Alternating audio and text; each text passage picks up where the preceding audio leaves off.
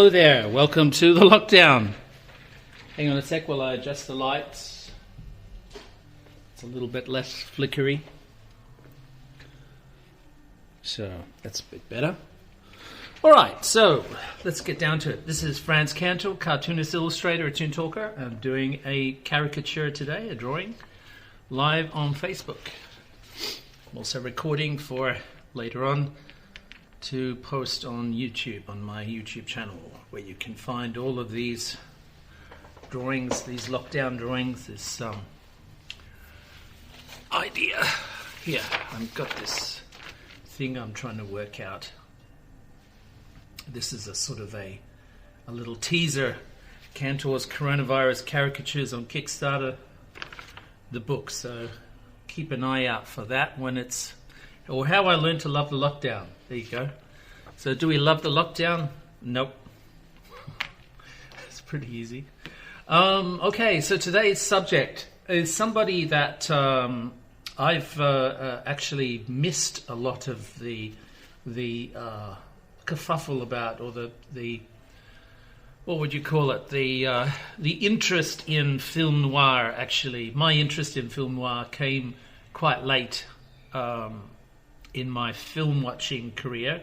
I was aware that there is something special about film noir, but growing up, but I was really immersed in the area of cartoons and horror films, so I was much more interested in that subject matter, that genre.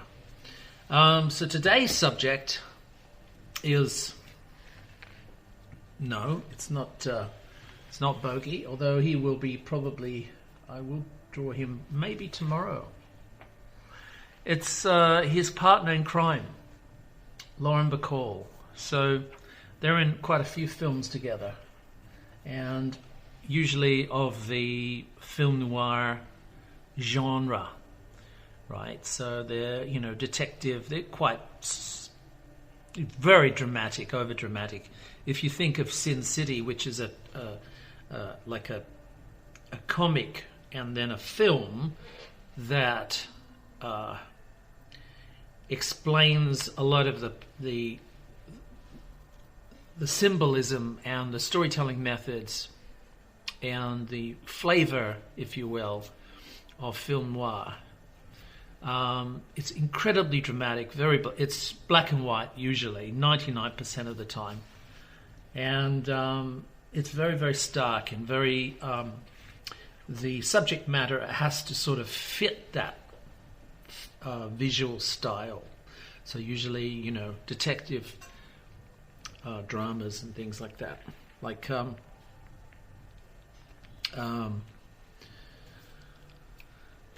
Maltese Falcon. Right, so they obviously he was in Maltese Falcon, but she wasn't. She was, she's been in quite a few films. If you just Google her, you'll be able to see her extensive film career. A lot of it, the whole idea of film noir is to have a character, is to have a story that is dark and brooding, right? So everything has to be, the characters, obviously the hero has to be beaten up a lot of times, and it's a dark world that they're painting on film.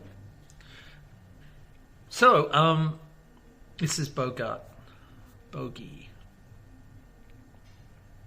She actually, the way that she fits into this is that she's sort of a world-weary traveler. She's a world-weary heroine.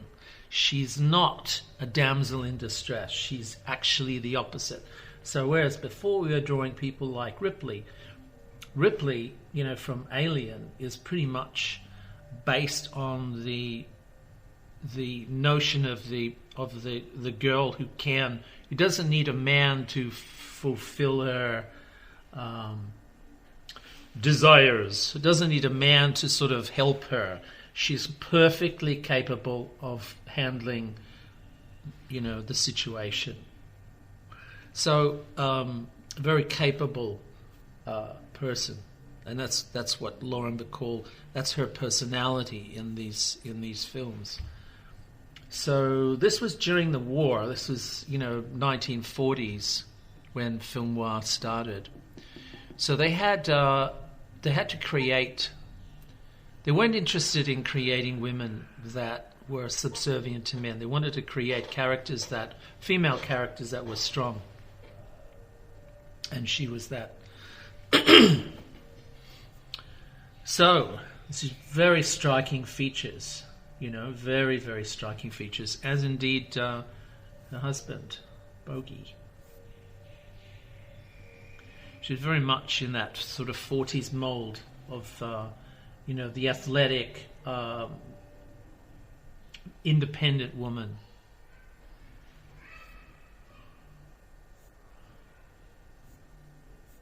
So let's delve into it a little bit better, a little bit closer. I've done some thumbnail sketches based on some of her features, trying to get a handle on some of the angles that I can play with. With caricature, for me, it's more of a invitation to play, right? So it's like having plasticine or something, and then having the ability to pull and push features and things like that just for fun, just for the fun of it, just to see what would happen.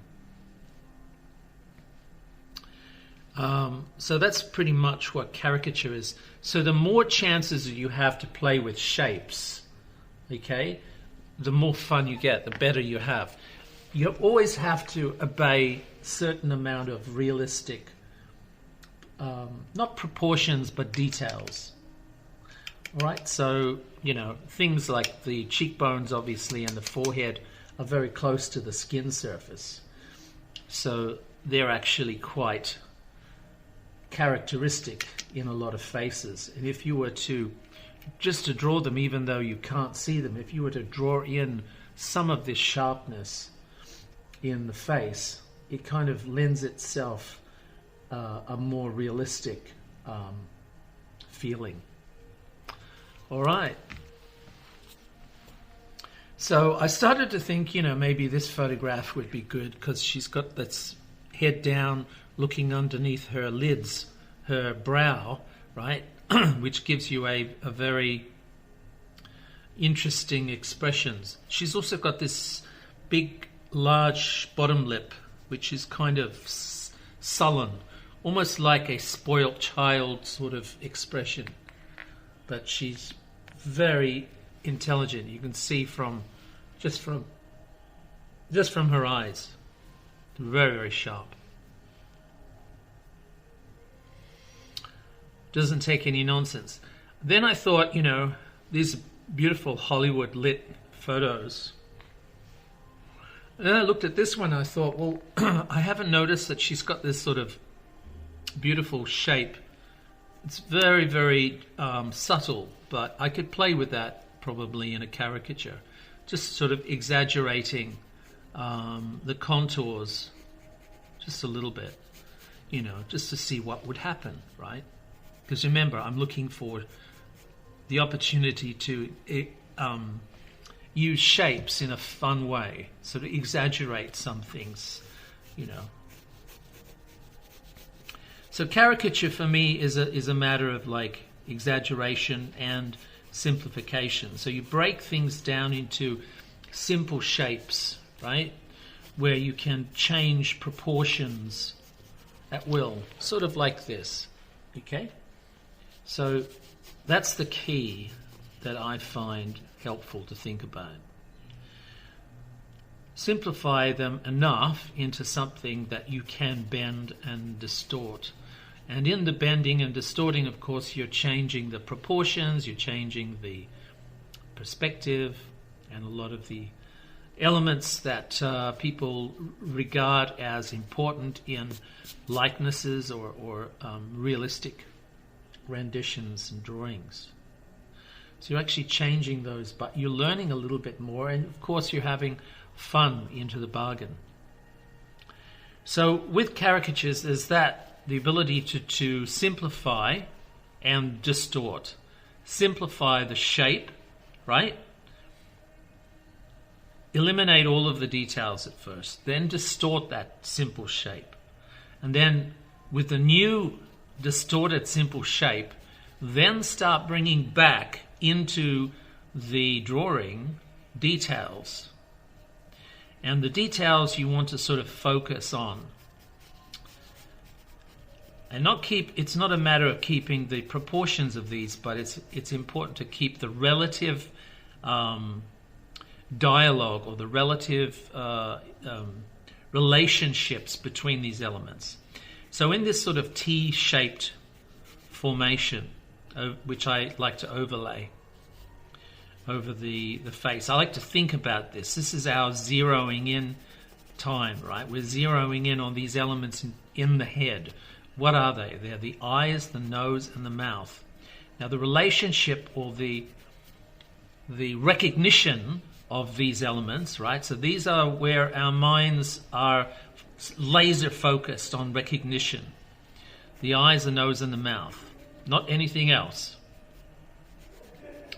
So if you were trying to do an identikit, these are very important.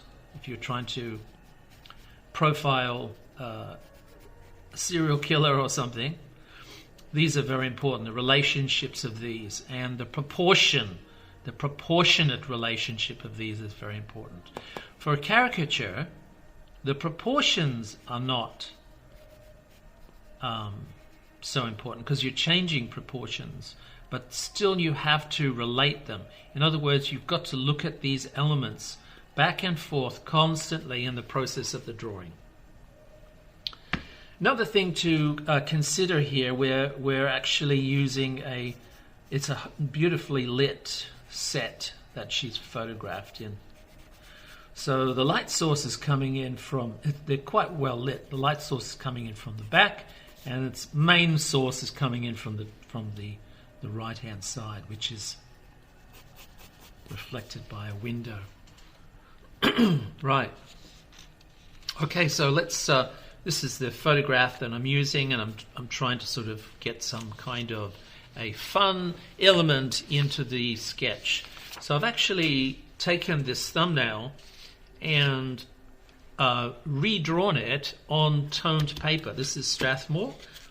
This is like a warm grey, which is going to do our job nicely. You can use any form of toned paper, of course, even coloured papers, but the more neutral the paper or the ground is, the better the result, I think, because we're using a warm brown pencil to establish the tone, the form of the structure, the head that we're drawing. There's all different kinds of brands, but unfortunately, with all art materials, the more money you spend, the better the material, the better the result. So it's like that. We're also using white pencils. We've got like a Prismacolor, which is a soft pencil. We're also using a black pencil. This is a Polychromo, which is a slightly harder pencil. So that's going to give us some ability to get into the details. I'm not doing a lot of outlining. I just want to build a tonal form drawing. So a sculptural effect. That's really what I'm more after. Okay, so let's try and we'll get some sharpening happening, some points happening. All right, let's do it. Here we go. You ready? Okay, so what I've done here is it's quite a interesting process. I've tried to see within the simple shape, this sort of a steak or a chop kind of a shape here, right? I've put in a lot of relevant details which I think I can make work for me. So I'm looking at the overall shape and distortions, exaggerations of that overall shape. I'm also looking at the individual shapes, like the shape of the nose, the amount of skin at the top of the eyes, the amount of skin the size of the forehead in comparison to the cheeks and the rest of the face. Size of the lips, as I've already said, she has this sort of pouty, sullen bottom lip. So let's see what we can find relevant and fun in this process itself.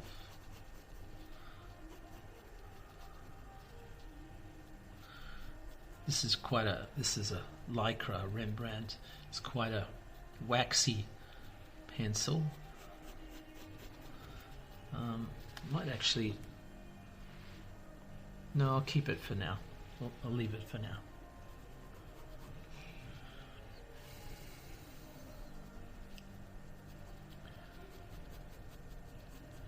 So the tone I'm building up over these shapes, a little bit of tone. I'm going to exaggerate that tone subtly with a black pencil and a white pencil as well. So it's going to be a process. I'll just turn the ringer off my phone for a second. I have to re-establish I apologize for moving the thing around. I just need to make sure that everything is shot. I just realize that I'm going quite a long way out of the framing. So I've got a lot of beautiful shapes here which I'm in love with, and I really adore her expression because it's so iconic. It's so really her, It's very typical of her, I think. She's looking either at the side or under, from under these heavy brows that she has. So very strong effect. Very dramatic. So it's perfect for the subject matter. So film noir is kind of, it's very, very corny in many ways, like horror films, like cartoons for that matter. Cartoons employ things like a pantomime effect of acting, where the acting is exaggerated, has to be, in order for the cartoons to be understood properly. It's got a lot of beautiful subtle light effects in this photograph, which I'm grateful for. Okay, here we go.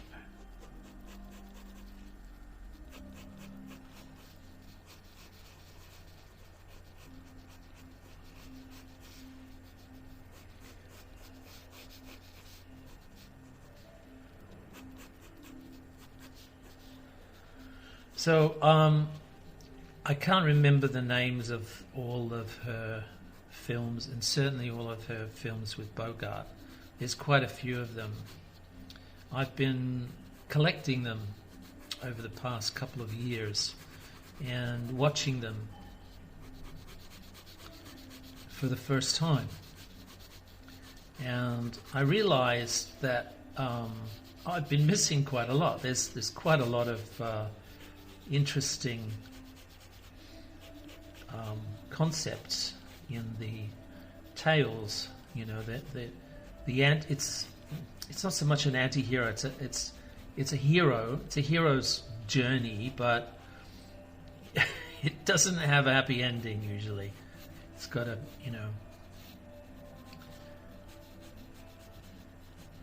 has a different vibe. So it's something that is incredibly it's so stylized to the effect that you cannot use it really for anything else, not even horror film. because it's like it's locked in a time, 1940s and 50s, right? In a genre, crime, the underworld, and even in a time of day, usually at night. So a lot of bad things happen at night, drug deals and murders and things like that. So it's kind of reflects this sort of black, bleak aspect of the human nature and the resultant destruction of the hero, or at least confronting his demons. Can be used very effective. And really it is so strong. The medium of film noir is so strong that you get pretty innocuous actors like what's his name? Anyway, you get pretty Fred McMurray. You get pretty,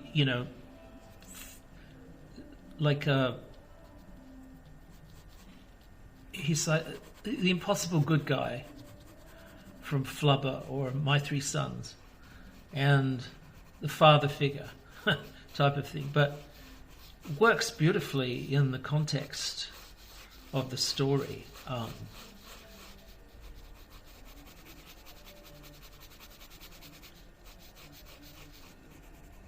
So, what am I trying to say? It's the medium itself is so strong that any actor would be absorbed into its world, into its talons, irrespective of how nice you think the actor is, or how safe you feel the story is. It's like an impossible task to overcome the dark fate. And it is kind of like the dark fate. It's like the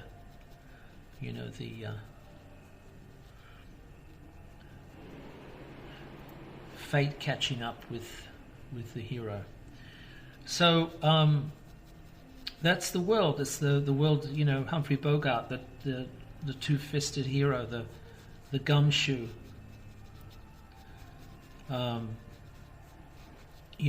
He's a good guy up against impossible odds, but seems to make it through, but not unscathed. So, it's a very interesting genre.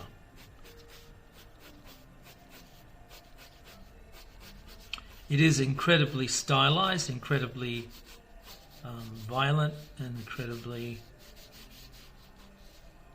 corny. Can be very corny, but it's like Caravaggio in the High Renaissance painter who painted scenes of gore and death and drama.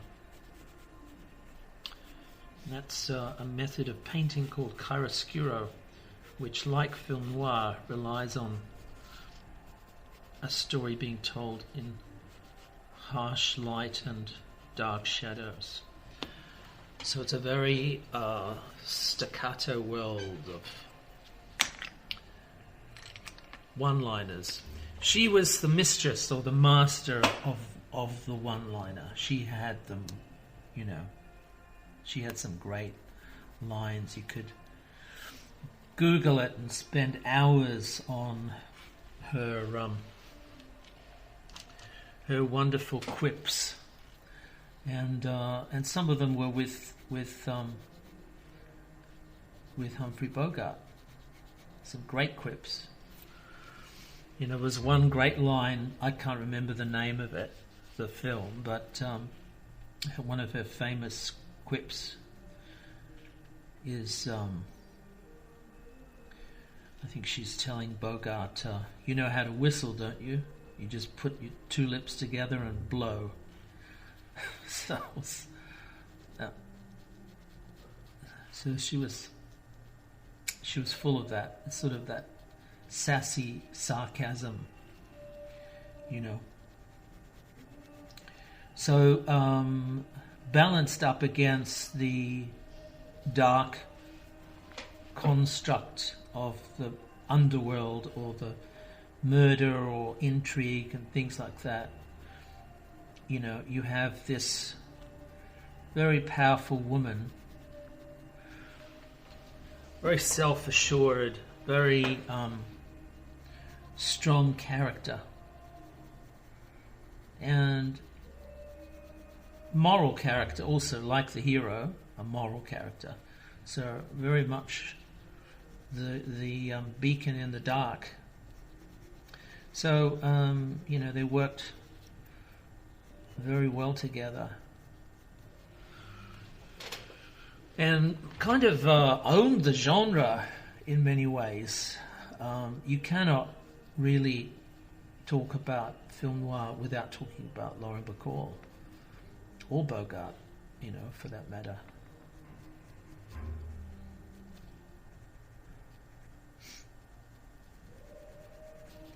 So I was quite late to the party with film noir.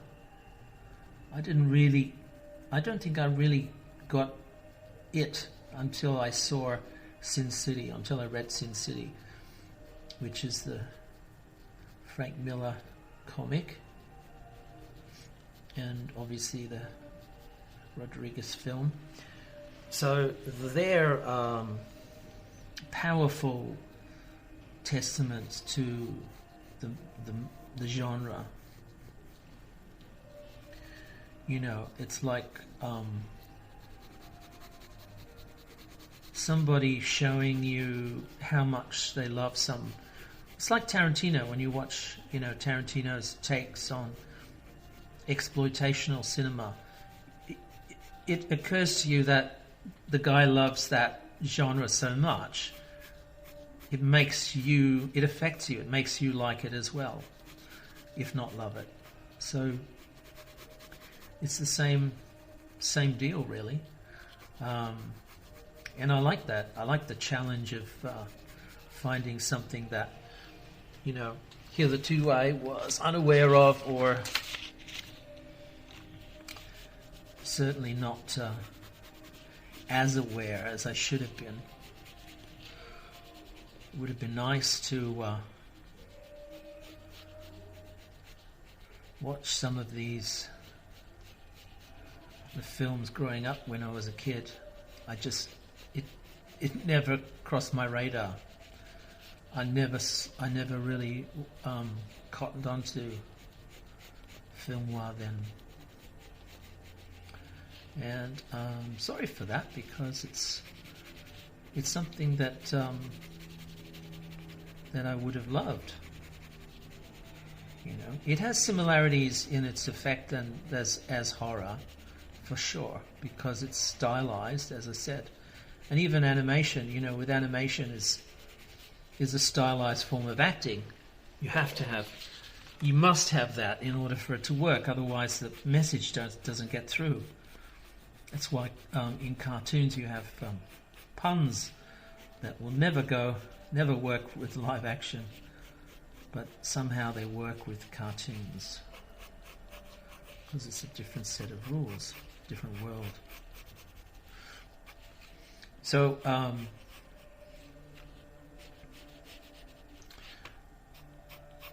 she's incredibly iconic. She's a powerful dresser. I mean, you want an illustration of power dressing.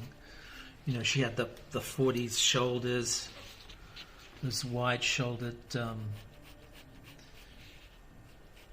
dresses and shirts and things that padded shoulders. So she had a lot of that style.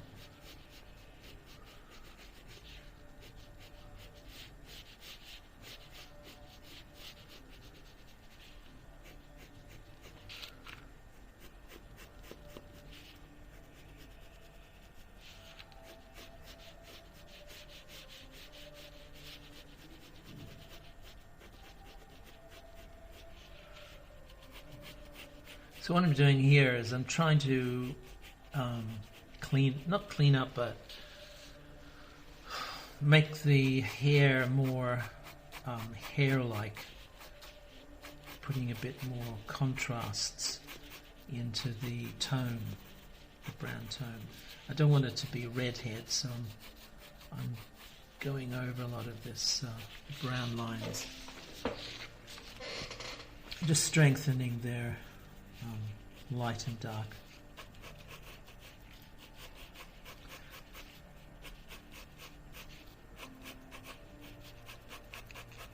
So it's a combination of drawing just continuity, of line, making the pencil lines sort of continue on.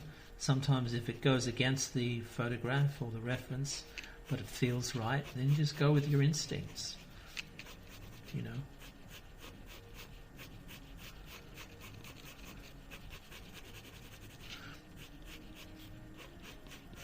Don't want to make a meal out of it, just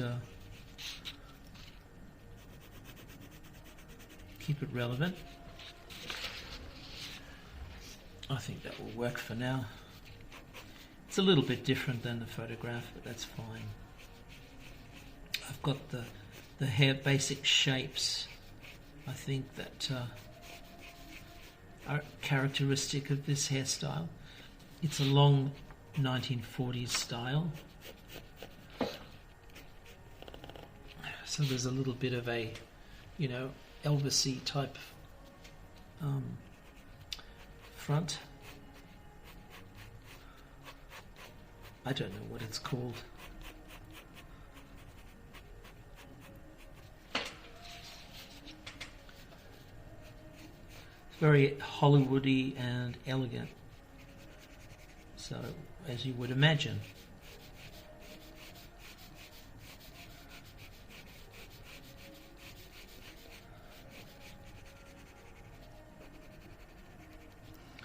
So she's kind of the opposite in many ways of a lot of female characters at the time that were a lot sort of softer.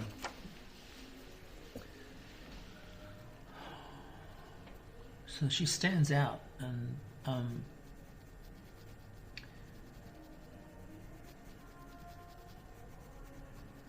she helps the story have a little bit more impact. So, if the people the villains or the bad guys or whatever, if they're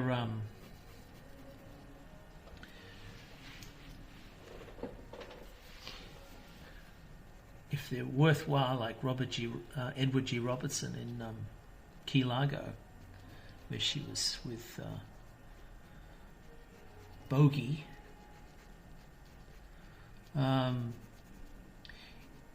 If they're really bad, they'll give her a challenge. Then you know that they're bad. They're dangerous.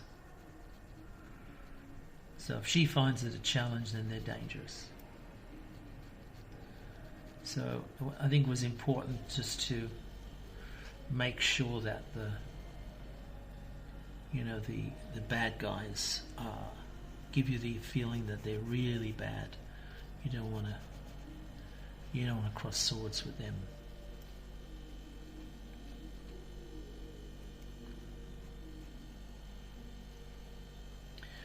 So yeah, I like her. I like watching her. I like her snappy answers, her little quips. It's a very strong personality.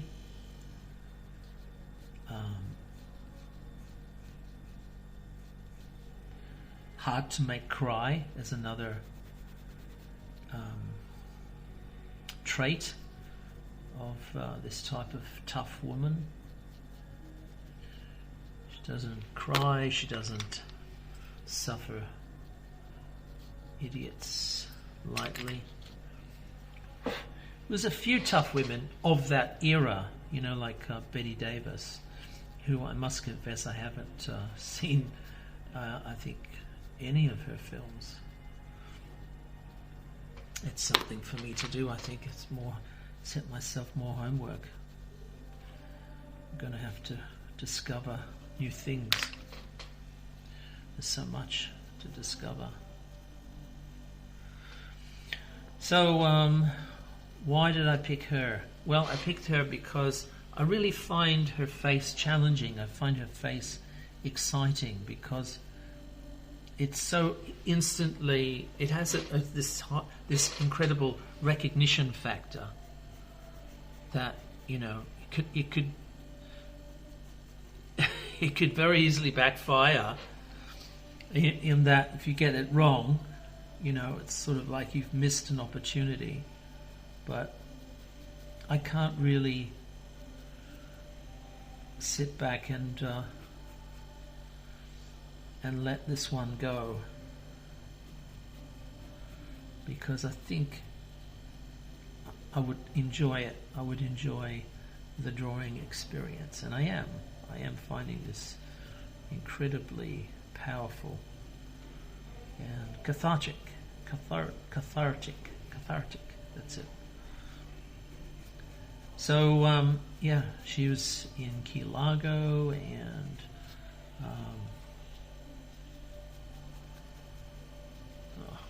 I can't remember the names of them, but you can Google them, and each one of them are stellar performances. There's no real film noir movie, even the cheap B grade ones, the second feature, even they're good.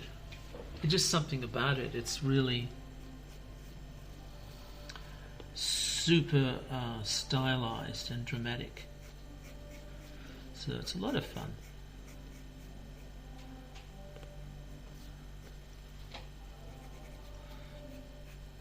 Occasionally people revisit the medium for games or comics or something, but I think Sin City kind of had the last word on a lot of the tropes and the style. Very, very dramatic and theatrical, but works so well. Possibly evil villains.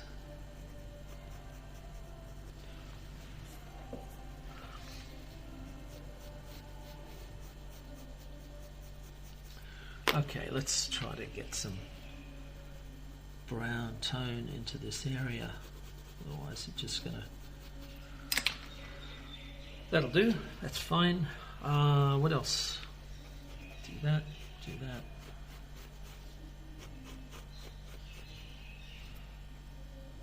That. No.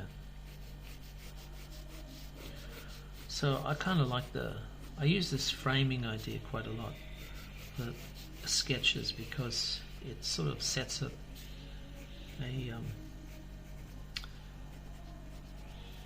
it sets a task of, or it sets a parameter of negative space and positive space, and having the character pop out of the borders a little bit enhances the three-dimensional effect. So it's like a drawing that embodies 7 principles of art. The 7 principles of art are line, let's go through them: line, shape, tone, texture,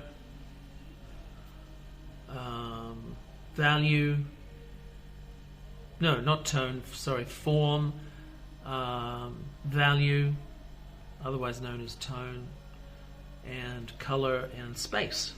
There you go. All good fun. Let's try to... I wonder if let's try to get some discipline into the background here with the black brush. So cut to the chase. It's a lot stronger than the pencil. So it's really good for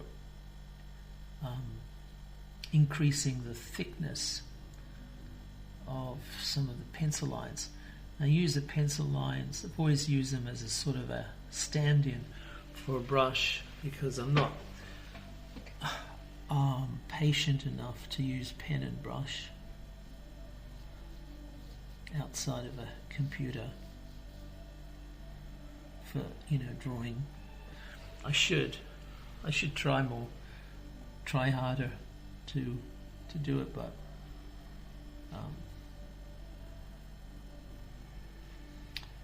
I quite like the drawing process itself with pencils. I quite like that.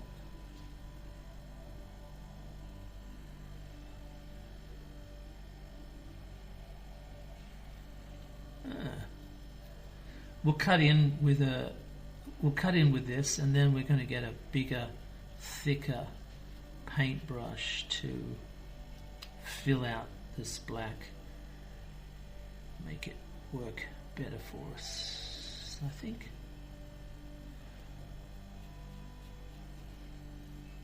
So I'm just missing the contours a little bit, the outlines, just giving the strokes a little bit of air so that they don't touch. It's just to give it a little bit more drama, and you can see the contours better. All right, so we need to be a bit more surgeon-like over here.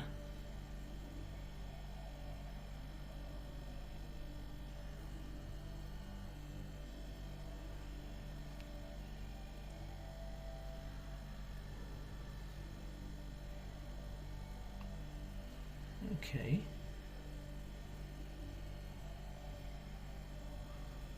That might work.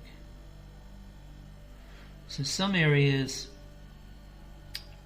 allow you to thicken the contours, the outlines. And then obviously other areas you don't want them to be outlined. So finding the balance in what you can and can't do probably takes a lot of trial and error. But all drawing is trial and error. All art is trial and error. You never get it right 100% of the time. But that's fine. You just allow yourself that freedom to make mistakes.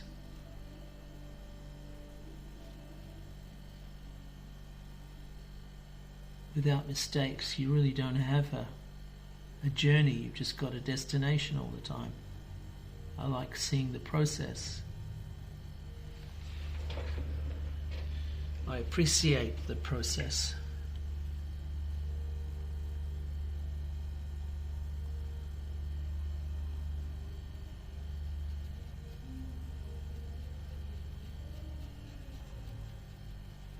Here we go. It's got a bit of stray hairs at the top here, which are important to explain the haircut a little bit, because it's a side part.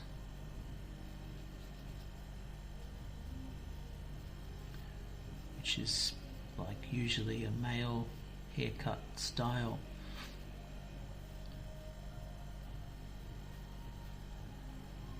A lot of like male clothes, for example, pants and things were popular in the 40s because women were seen as rivals in the workplace. They were every bit as good as men, and they could be, sports stars. They could play baseball, probably not football, but at that stage. But there were equals to men, and everybody knew that. And it's like, it was the thing. It was common knowledge. There weren't the the chattels of the earlier societal fashion or norms, which were like the crap from the previous century.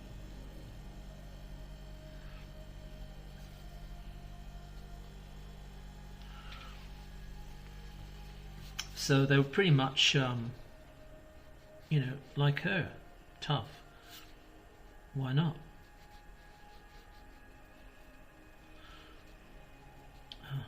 What am I going to do with this?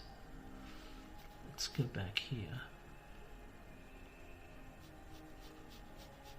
What I'm doing here is, they use these sort of gobos a lot for lighting in film noir. Like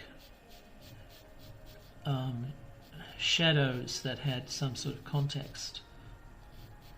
Stripes or spider webs or something. So that's what I'm trying to... I thought it'd be kind of nice to have these sort of blind patterns in the background. Sort of make it feel like a film noir shot in many ways. I thought it'd be fun.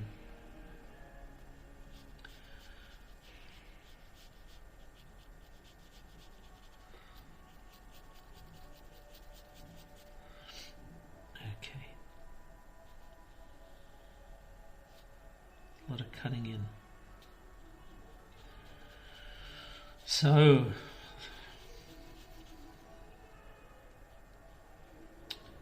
I hope you guys are coping with the situation. I'm in Victoria. They've gone into lockdown again. Nice. So 6 weeks, I think.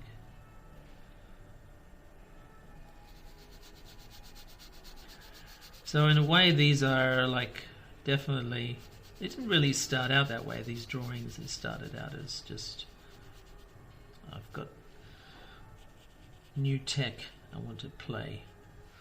But yeah, they're very much a way of keeping sane in this crazy situation now.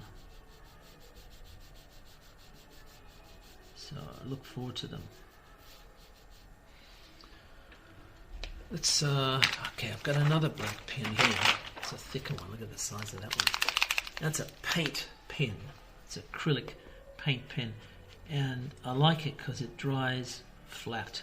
A lot of paint pens have a gloss to them, which is really annoying, especially on this paper, because it tends to always be glossy. And it will pick up dust, and not dust, but fibers from the opposite side of the paper, the other page.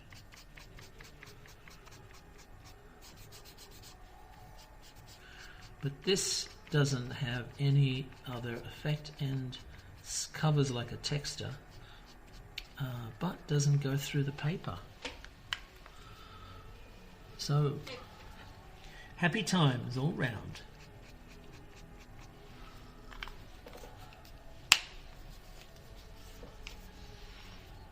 Okay, that's good. So, what are we going to do now? Let's have a look. I've got a white pen here, so let's see if we can make sure it charges. Looks like it's flowing all right.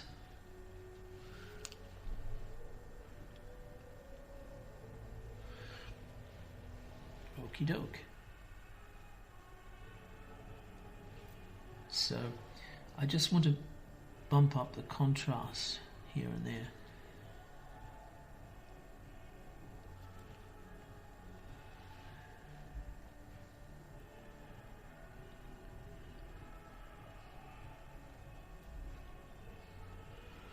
So I'll usually look at the shiniest, most reflective parts and also the parts that have some kind of a relevance to the texture, and have like the shiniest parts, and also the parts that would explain the light direction and would help the effect just here and there. So I'll be using a white pencil, but I just thought I would play with this just a little bit, see what would transpire. What's over here? Ah, there's a reflection.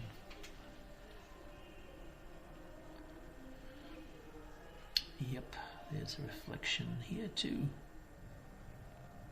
So I'm not lying by putting this line in. It's actually makes sense because there's a light coming in from the window.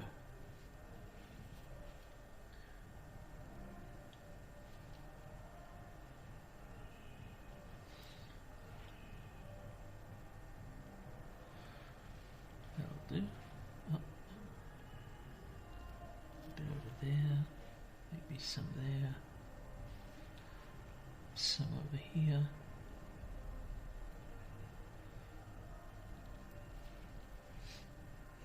Some here as well. It doesn't make a lot of sense now, but it will.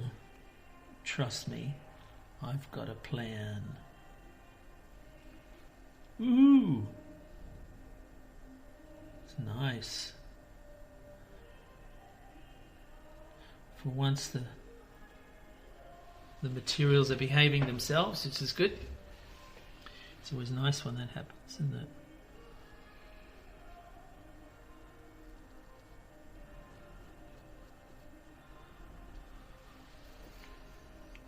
Okay.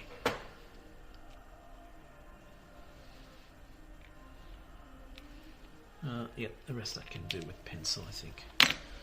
Alright, so I've got a white pencil with an extender so I can hold the thing properly. And I'm just going to, let's start with the hair.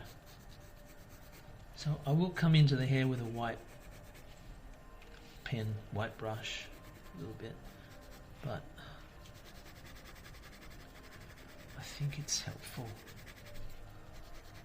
to start the process off with a pencil, a white pencil.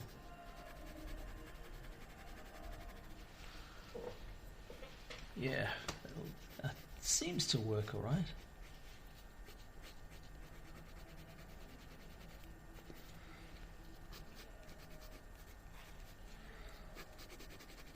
Okay.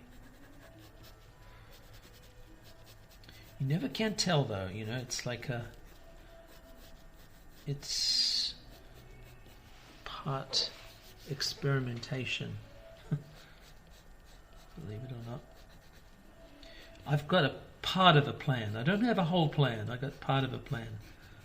So when I say that things could go wrong, they actually can go wrong, and you get like a stinker of a illustration. Let's see if I can. What's going on there? I'll fix that with the white brush.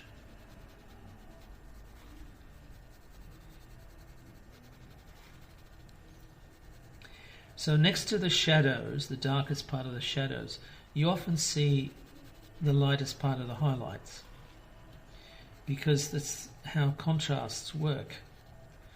They work by reference to something else. For example, the white of the eyes, you know that the eyes are not white. They're shiny. In order to have them shiny, you've got to have them on something that's not white, because you've got to have a sharper highlight, not a softer highlight. So you need darker tones in the eyeball, in the sclera of the eye, in order for that highlight to show up properly.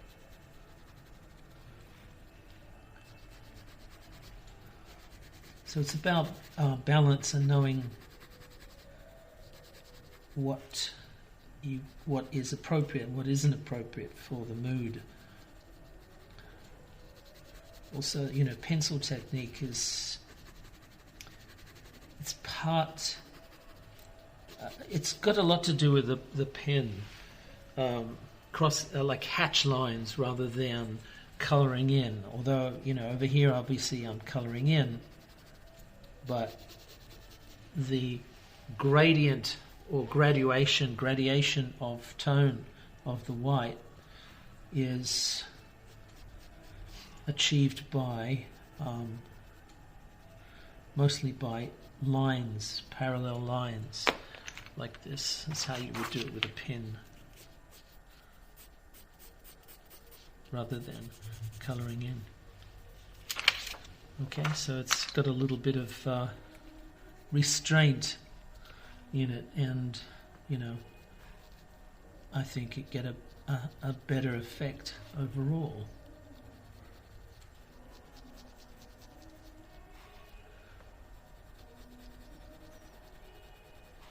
So I wonder what film noir films that you guys can remember. All the ones that you like. Obviously, Maltese Falcon factors in quite strongly, and that's sort of like a film noir poster for film noir itself, really. But these guys, Bacall and Bogart, as I said, they kind of made this genre work with their performances. I'm sorry about that. I slip. So, it's the belief in the unbelievable, belief in the situation at hand, the dark underbelly of crime and corruption and murder and mayhem and stuff. So it kind of owned it in many ways. A few people like Polanski or Faye Dunaway, I think, Jack Nicholson, Chinatown, they tried to get at various times like a film noir feel, but it's not really the same thing, because there's a lot of stuff here in film noir. There's the music, obviously, there's a lot happening in there. It's sort of a perfect storm in a way, because you had a lot of the Jewish refugees escaping pre-war Europe and obviously heading over to the warmer, nice, sunny, warm climate in Hollywood, and creating distinctive music for the time, and it's had a very powerful effect on the genre, So you can have the genre in every respect, but you escape some of you miss some of the elements that they've used, and it doesn't have the same effect. It's not as strong.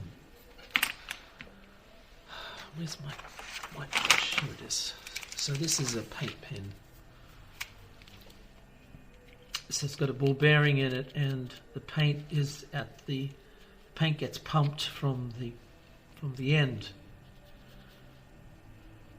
So it's got a brush, and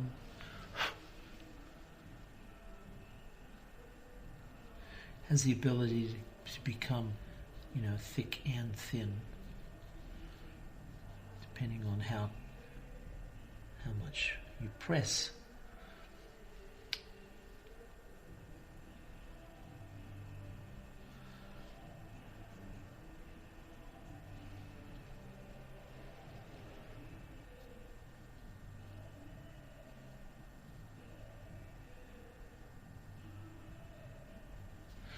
Yeah, this is like I'm helping the contrast here, because I think I might have gone a bit crazy with the white pencil. So this is whiter than the white pencil, so it's kind of helping re-establish some of the important light and dark properties. So you definitely want to have, some subtlety in the drawing, and also where it's needed, you want to have the contrasts.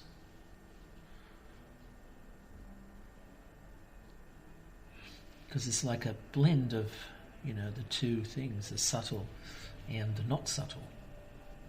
And that's why, it's important.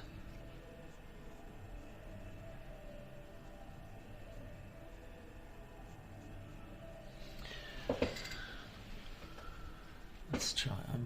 I'm not getting this shine properly on here, but it's all right. It's tolerable. I think there's a danger if I keep painting, trying to repair it, make it shinier or whatever, that it would change from a pencil drawing too much into a painting, and I don't want to do that.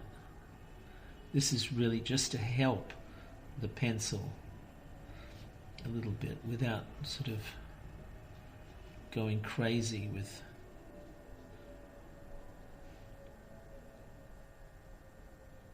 the paint.